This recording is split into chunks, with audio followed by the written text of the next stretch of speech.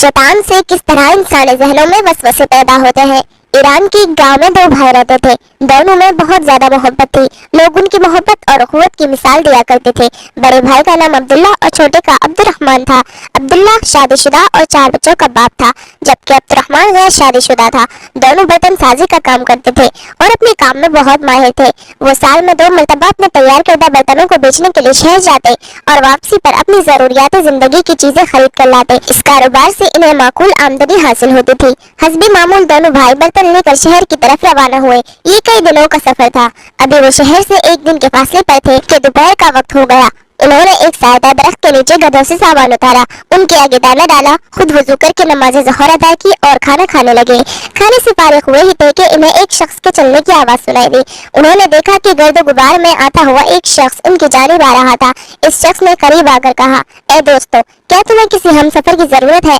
बड़े भाई ने जवाब दिया, क्यों नहीं, हम सफर की वजह से सफर आसान हो जाता है। अजनबी इनके पास बैठ गया और अपने मीठे लहजे से दोनों को अपना गरवेदा बना लिया। कुछ देर आराम के बाद सफर दोबारा शुरू हुआ। दौरान सफर अजनबी ने बड़े भाई को अकेले पाकर उससे हाल अहवाल दरियाफ्त किया और बातों बातों में पूछा, ये सामान बेचने के बाद क्या तुम दोनों बराबर तकसीम करते हो? जवाब में बड़े भाई ने कहा, हाँ, हम ऐसा ही करते हैं। अजनबी ने कहा, देखो मियाँ, तुम बाल बच्चों वाले हो, तुम्हारा हक ज्यादा बनता है और मेहनत में भी तुम ज्यादा शामिल हो। छोटा तो अकेला है, क्या तुमने कभी इस पहलू से भी सोचा है? इस तरह अजनबी ने बड़े भाई के दिल में वसवसा पैदा कर दिया।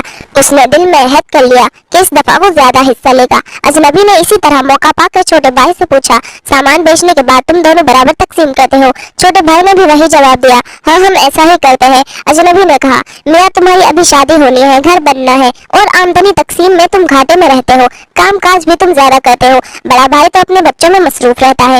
इस तरह तुम्हारा घर कैसे बनेगा? शादी के अखराजात कहाँ से आएंगे? छोटा भाई भी वसवसों का शिकार हो गया और खचा खचा रहने लगा।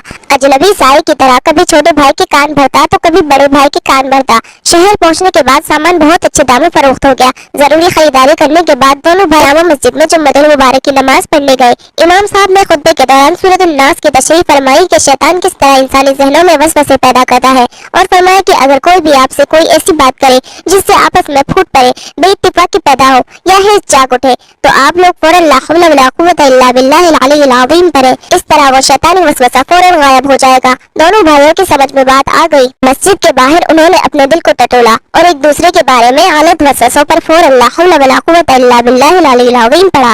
अजनबी फौरन गायब हो गया। दोनों ने एक दूसरे को सब कुछ बता दिया और एक दूसरे से माफी मांगी। उन्होंने एक दूसरे को दिल से माफ कर दिया और अल्लाह ताला का शुक्र अदा किया कि इमाम साहब को उनकी रहनुमाई का जरिया बनाया। इसके बाद वो इमाम साहब की खिदमत में हाजिर हुए और इनका भी दिल से शुक्रिया अदा किया, क्योंकि इन्हीं की बदौलत वो शैतान की मकर चाल से बच गए थे।